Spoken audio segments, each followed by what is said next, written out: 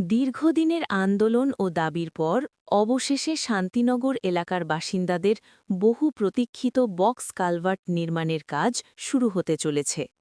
বুধবার সাংসদ কার্তিক চন্দ্র পালের হাত ধরে এই গুরুত্বপূর্ণ প্রকল্পের শিলান্যাস করা হয়। অনুষ্ঠানে রেলের পক্ষ থেকে উপস্থিত ছিলেন এডিআরএম অজয় কুমার সিং সহ শহর রেলের অন্যান্য আধিকারিকরা। এছাড়াও উপস্থিত ছিলেন ইসলামপুর পৌরসভার ১৩ নম্বর ও ১২ নম্বর ওয়ার্ডের কাউন্সিলর অসিত সেন ও নিবেদিতা সাহা এবং এলাকার বিশিষ্ট ব্যক্তিবর্গ। রেল সূত্রে জানা গেছে, প্রায় ৫.৫ কোটি টাকা ব্যয়ে বক্স কালভার্টটি নির্মাণ করা হবে এবং পুরো কাজ সম্পন্ন করতে আনুমানিক ১২ মাস সময় লাগবে। স্বাধীনতার পর থেকেই এলাকাবাসীর দীর্ঘ আন্দোলন ও দাবির প্রেক্ষিতেই এই প্রকল্প বাস্তবায়িত হচ্ছে। সাংসদ জানান, রেলমন্ত্রী অশ্বিনী বৈষ্ণবের সহযোগিতায় এই গুরুত্বপূর্ণ পরিকাঠামো গড়ে উঠতে চলেছে।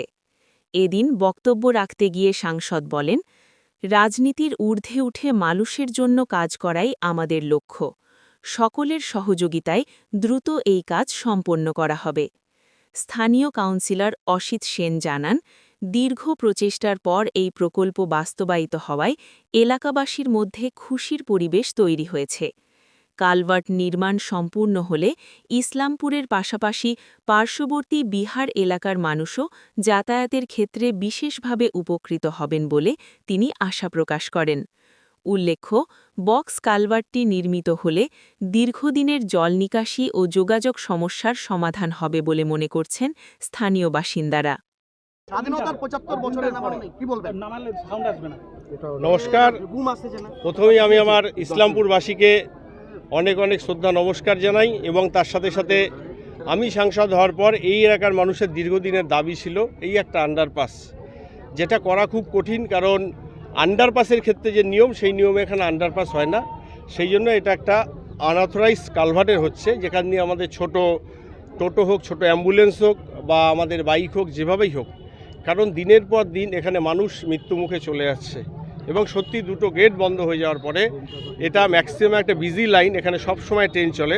তার জন্য এই এলাকার মানুষ প্রায় তাদের নিজের প্রিয়জনকে বিনা চিকিৎসায় তারা আমাদের ছেড়ে চলে যাচ্ছেন। সেই ক্ষেত্রে আজকে এই কালভার্ট খুবই দরকার এবং তার সাথে সাথে এই কালভার্টের জন্য আমি এই এলাকার মানুষ যেমন রয়েছে, ইসলামপুর নাগরিক মঞ্চ রয়েছে, আপনাদের প্রেস ক্লাবেরও বিভিন্ন প্রতিনিধিরা আপনারা বলেছেন, চেম্বার অফ কমার্স, ব্যবসায়ী সংগঠন, সাধারণ মানুষও বলেছে যে এটা দরকার। অ্যাকচুয়ালি এটা না হলে মানুষের একটা দৈনন্দিন জীবন, আমরা যেমন ঘুম থেকে উঠে আমরা মুখ ধুই, ব্রেকফাস্ট করি, এটার প্রয়োজনীয়তা তার থেকেও বেশি, কারণ এটা আমাদের সবচেয়ে বেশি দরকার। শিক্ষা, স্বাস্থ্য, কর্মসংস্থান থেকে শুরু করে সব কিছুর জন্য আন্ডারপাসটা খুব জরুরি ছিল।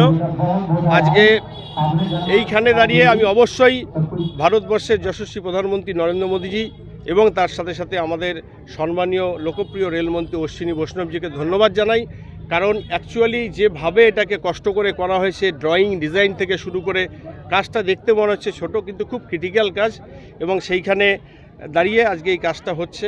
অবশ্যই এখানে যারা আপনারা আমার সাংবাদিক বন্ধুগণ রয়েছেন, আমাদের এখানকার সুনাগরিকরা রয়েছেন, দুজন জনপ্রতিনিধি রয়েছেন, হারদনবাবু এবং নিবেদিতাদি, আমি সবাইকেই বলবো এই কাজটা আমাদের সবার, আমরা দায়িত্ব সহকারে একদিকে যেমন কাজের গুণমান যাচাই করে নেব এবং কাজের সময় যাতে কোনো ধরনের দুর্ঘটনা না ঘটে, কারণ এটা একটা বিজি লাইন, সব সময় ট্রেন চলে। আমরা অতি উৎসাহে কাজ দেখতে গিয়ে আমার পরিবারের কেউ যেন কোনো দুর্ঘটনার শিকার না হয়, এটাও সবাইকে লক্ষ্য রাখতে হবে। এই অনুরোধ আমি করবো সবার কাছে। কার্তিক চন্দ্র পাল এই প্রথম সাংসদ না, ভূমিপুত্ররা দেখুন, আমি এর আগেও তো অনেক সাংসদ ছিল, তারা তো কাজ করেনি। না, আমি সেটা বলছি না। 75 বছরে দেখুন, কাজ কে করবে না করবে আমি সেটা নিয়ে বলছি না, আমি কোনো বিতর্কে দিতে চাইছি না। আজকে একটা আনন্দের দিন, বিশেষ করে আমার শান্তিনগরবাসী এবং ইসলামপুরবাসীর কাছে। চেষ্টা করেছি, মানুষের আশীর্বাদ, উপরওয়ালার আশীর্বাদ, কাজটা হচ্ছে। এখন কাজটা সুষ্ঠুভাবে সম্পন্ন হয়ে মানুষের যে দরকার সেটা যেন হয়, তার সাথে আমি আপনাদের মাধ্যমে আমি সর্বস্তরের যারা রাজনৈতিক দলের প্রতিনিধি রয়েছেন আমি অনুরোধ করব যে এখানে আমাদের দুটো বড় বড় ফ্লাইওভার দরকার, যে ফ্লাইওভার অনুমোদনের জন্য রেল বোর্ডে পড়ে রয়েছে। আমাদের সরকারিভাবে এনওসির প্রয়োজন, যেটা এনএফআর থেকে আমাদের জেলা সমাহর্তার কাছে পাঠিয়ে দেওয়া হয়েছে। আমরা চাই সেই এনওসিও খুব তাড়াতাড়ি মিলে যাক, যাতে এই আন্ডারপাসই সব সমস্যার সমাধান হবে না, কিন্তু সেই ফ্লাইওভার হলে আমার বড় বড় সমস্যার সমাধান হবে। সেই ক্ষেত্রে যেন আমরা দলমত নির্বিশেষে আমরা সবাই কাজের শেষে সাধারণ মানুষ, কারণ এই পথ আমাদের পার্মানেন্ট না, আমরা যেন এই কাজগুলো সবাই দায়িত্বশীল জনপ্রতিনিধি হিসেবে করতে পারি। তার সাথে সাথে আমি বিশেষভাবে দুজন কাউন্সিলরকেও দায়িত্ব দিয়েছি যাতে সেই এনওসিটাও আমরা তাড়াতাড়ি পেয়ে যাই, যাতে আমাদের সেই বড় কষ্টও হয়। আলীনগর আরবি এবং আরেকটা আরবির কথা বলছেন, কবে হবে কার্তিকদা? মানুষ দেখুন, মুখিয়ে আছে আপনার দিকে। না আছে মানুষ, সব কিছু আমার হাতে নেই। যেটার আমার হাতে থাকার, যেটা 100% যদি কেন্দ্রীয় কোনো ব্যাপার থাকতো তাহলে হয়তো সেটা আমার হাত দিয়ে খুব তাড়াতাড়ি হয়ে যেত। সেটা রেলের ক্ষেত্রে বলুন বা অন্যান্য ক্ষেত্রে বলুন। সেই ক্ষেত্রে আমি অনুরোধ করব, এবং আমি এর আগেও এসডিও ম্যাডাম যিনি রয়েছেন তাকেও অনুরোধ করেছি তাড়াতাড়ি যাতে আমরা এনওসিটা পেয়ে যাই, যাতে আমাদের কাজটা দ্রুত ত্বরান্বিত করা যায়। আজকে আমরা কানকিতে একটা ডিমান্ড ছিল, সেখানে আমাদের শিলিগুড়ি রাধিকাপুর ইন্টারসিটি এবং তার সাথে সাথে আমাদের ডালখোলায় রয়েছে একটা আমাদের দক্ষিণ ভারতগামী ট্রেন, তার সাথে আমাদের পাঞ্জিপাড়াতে কিছুদিন আগে একটা হয়েছিল, আরেকটা হবে, এবং তার সাথে সাথে আপনাদের ইসলামপুরেও একটা রয়েছে লোকমান তিলক এক্সপ্রেস। সেটা যেহেতু অনেক রাতে 1:20 হয়তো সম্ভব হবে না, সেটার স্টপেজ স্যাংশন হয়েছে। আমি রেলওয়ে আধিকারিককে বলে দিয়েছি খুব তাড়াতাড়ি সেই লোকমান তিলক ট্রেনও আপনাদের মুম্বাইগামী ট্রেন আসে, সেটা আপনাদের এখানে দাঁড়াবে। এই কাজটা যেহেতু ওদের রেলওয়ের সময়সীমা রয়েছে 1 বছর, আমি ডিআরএম সাহেবকে বলেছি, এডিএম সাহেবকে বলেছি যত তাড়াতাড়ি সম্ভব, কারণ মানুষের এটা দরকার এবং এটা খুব সেন্সিটিভ কাজ। আপনারা নিজেরা দেখেছেন রানিং দুটো লাইন এবং সব সময় ট্রেন চলছে, কিছু মিনিট বাদ ট্রেন চলছে, সেটাকে রেখে তারপরে এটাকে সুন্দর করে করতে হবে। দাদা, পাঞ্জিপাড়া, গঞ্জরিয়া এবং গাইশাল স্টেশন অস্তিত্ব বিলীন হতে চলেছে, জানো মানুষ বলছে কার্তিকদা এই ট্রেন স্টেশনগুলোকে বাঁচান, কি বলবেন? না দেখুন, আমি বাঁচানোর কেউ নেই, এটা ভারত সরকারের সমস্ত জায়গায় চলছে এবং রেলওয়ে একটা বোর্ড যেখানে প্রপোজাল যাওয়ার অপেক্ষা টাকার কোনো অভাব নেই। সেই ক্ষেত্রে পাঞ্জিপাড়ার ডিমান্ড ছিল ট্রেন দাঁড়িয়েছে, একটা চেয়েছিল, দুটো দাঁড়িয়েছে। স্টেশন আপগ্রেডেশন করতে হবে। আপনারা দেখেছেন সূর্যকমল আপগ্রেডেশন হচ্ছে, কানকি আপগ্রেডেশন হচ্ছে। আমার চেষ্টা থাকবে দায়িত্বশীল জনপ্রতিনিধি হিসেবে যতটুকু সময় আমার 29 সাল অবধি মেয়াদ, তার মাঝখানে যতটুকু কাজ মানুষের জন্য করা যায়। ইনফ্রাস্ট্রাকচার দরকার, বিশেষ করে এখন যারা হাই লেভেল প্ল্যাটফর্মটা খুব দরকার। আমি সবগুলোই প্রপোজালে আমার আসে, একটা একটা করে হচ্ছে। যেমন কানকিটা মোটামুটি হয়ে এসছে, সেখানে এখন বাকি আমাদের পাঞ্জিপাড়া রয়েছে, এদিকে সূর্যকমল কাজ চলছে। এগুলো হয়ে যাক, আস্তে আস্তে সবগুলোরই চেষ্টা হবে। ये हमारा रेलवे बोर्ड से सैंक्शन प्रोजेक्ट होता है और ये धीरे धीरे हम सभी क्रॉसिंग पे रबर पैडिंग कन्वर्ट कर रहे हैं और जल्दी से जल्दी इसको पूरा करने का प्रयास कर रहे हैं। क्या कहना चाहेंगे, आज का इतना बड़ा एक प्रोग्राम रेलवे की तरफ से लिया गया, क्या संदेश लोगों को देना चाहेंगे, क्योंकि सेफ्टी सिक्योरिटी बहुत ज़रूरी है?